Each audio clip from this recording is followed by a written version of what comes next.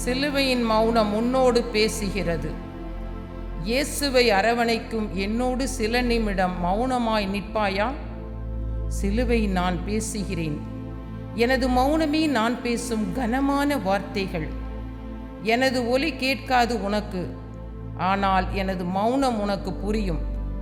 நான் நம்புகின்றேன். நான் வெறும் மர சட்டங்களால் மட்டும் உருவாக்கப்படவில்லை. சுமக்கும் மனிதர்களின் உணர்வுகளோடு உறவு கொண்டுள்ளேன். சிலர் என் மீது கோபம், எரிச்சல் கொள்வார்கள். என்னை கண்டவுடன் அவர்கள் முகம் சுருங்கும், கண்கள் சிவக்கும், ஏதோ நான் அவர்களை கொல்ல வந்துவிட்டதாக நினைத்து. ஆனால் ஒரே ஒருவர்தான் என்னை அன்போடு தழுவி அரவணைத்து முத்தமிட்டு ஏற்றுக்கொண்டார். அவர் ஏற்றுக்கொண்ட போது, அப்பப்பா என்ன மகிழ்ச்சி எனக்கு! என்னையும் அரவணைக்கு இவ்வுலகில் ஒருவர் உண்டு என்று துள்ளி குதித்தது எனது இதயம். ஓ, இவர் உண்மை மனிதனாக இருப்பாரோ, இல்லை இறை மனிதனாக இருப்பாரோ என்று சிந்தித்தது என் மனம். புனித பவுலின் துணிவான வார்த்தைகளை கேட்டு எனக்கு ஆறுதலாக இருக்கிறது. நானோ நம் ஆண்டவர் இயேசு கிறிஸ்துவின் சிலுவையை அன்றி வேறு எதை பற்றியும் ஒருபோதும் பெருமை பாராட்ட மாட்டேன். என்னை பொறுத்தவரையில் உலகம் சிலுவையில் அறையப்பட்டிருக்கிறது, நானும் சிலுவையில் அறையப்பட்டிருக்கிறேன் என்கிறார். இதையெல்லாம் நான் என் மௌன புன்னகையால் மட்டுமே புரிய வைக்க முடியும். உரக்க பேசினால்தான் உலகம் புரிந்து கொள்ளும் என்ற தத்துவத்தை எனது மௌனம் பொய்யாக்கிவிட்டது. மௌன மொழி நிச்சயம் மாற்றத்தை மனிதரில் கொண்டு வரும். சிலுவையாகிய நான் யூதருக்கு தடைக்கல்லாகவும் பிற இனத்தாருக்கு மடமையாகவும் இருக்கிறதாக எண்ணுகின்றனர். ஆனால் அழைக்கப்பட்டவர்கள் யூதரானாலும் கிரேக்கரானாலும் அவர்களுக்கு கிறிஸ்து கடவுளின் வல்லமையும் ஞானமுமாய் இருக்கிறார். நான் யாருக்கும் தடையல்ல.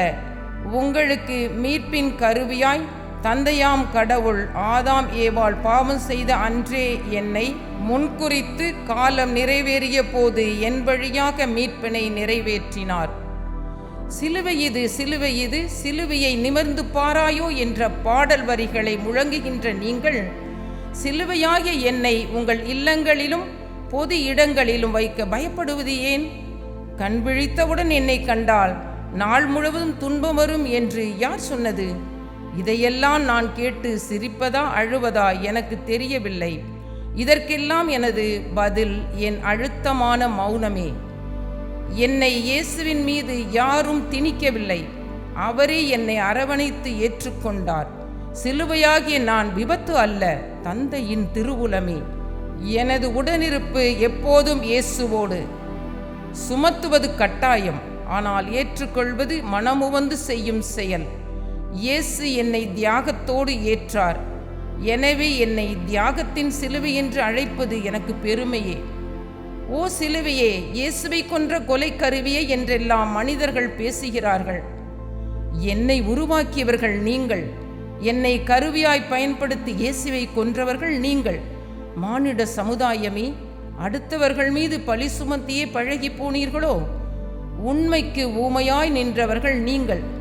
நல்ல மரமாயிருந்த என்னை கொலை கருவியாய் மாற்றி நல்லவராம் இயேசுவை கொன்ற மனித நேயமற்ற செயல் செய்தவர்கள் நீங்கள். மனிதா, உன் தவற்றை உணர்வது எப்போது? திரும்பிப்பார் உன் வாழ்வை, திருந்தி வாழ் இனியாவது.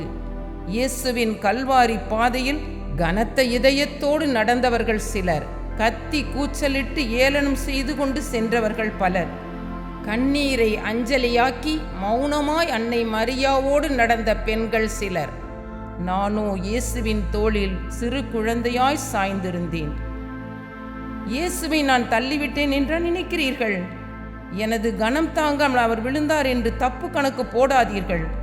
உங்களது சொல்லடியும் கசையடியும் முள்முடியின் அழுத்தத்தின் இரத்தமும் வியர்வையும் அவரது கண்களை மூடியதுதான் காரணம். நான் அல்ல என்று எப்படி உங்களுக்கு புரிய வைப்பது? எனது மௌனமே இதற்கு பதில். கரடு முரடான பாதையிலே அன்னையின் பார்வை என்னை பரிதாபமாக பார்த்து கெஞ்சியது. உன் பாரத்தால் என் மகன் தோளை அழுத்தாதே என்று. நான் மௌன பார்வையால் பதில் சொன்னேன், சுமையை இலகுவாக்கிவிட்டேன் என்று. திடீரென்று இயேசுவிடமிருந்து என்னை பிரித்து சீமோனின் தோளில் வைத்து சுமக்கச் செய்த போது நான் எனது பாரத்தை குறைத்து சுமையை சுகமாக்கி விட்டேன். மௌனமாக படை வீரர்கள் அறியாதபடி.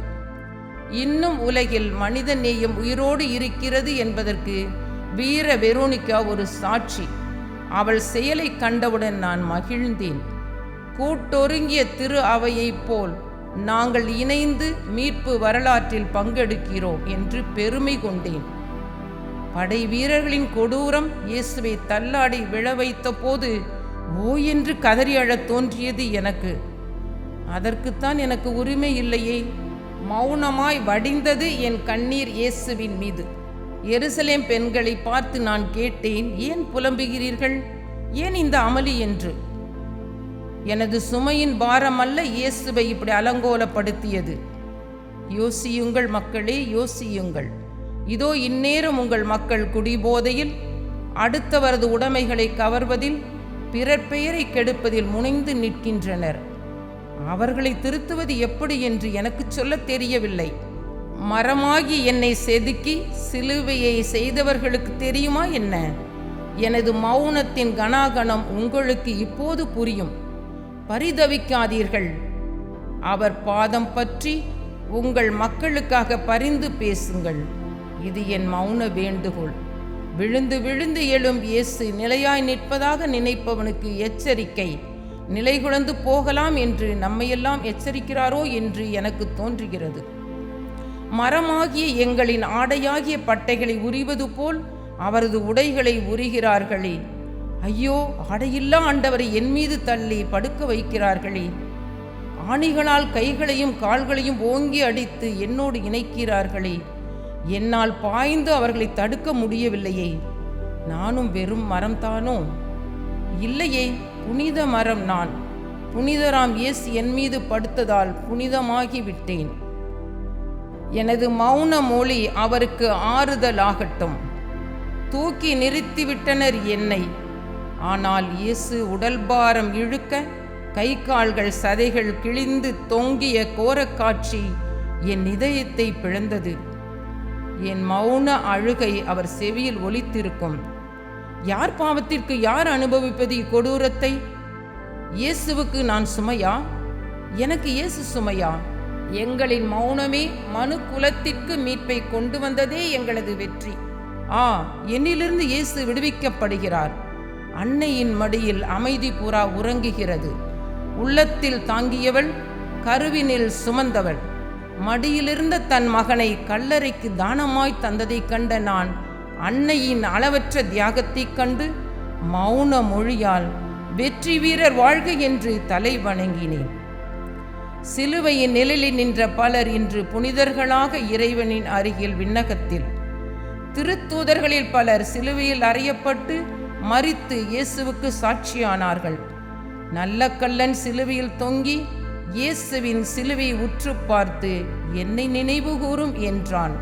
விண்ணகத்தை சொந்தமாக்கி கொண்டான். சிலுவையாகிய நான் இறுதியாய் உறுதியாய் என் மௌன மொழியால் கூறுவது சமாதானமே. Peace of God, peace in God, peace with God. எனது மௌனமே நான் பேசும் கனமான வார்த்தைகள்.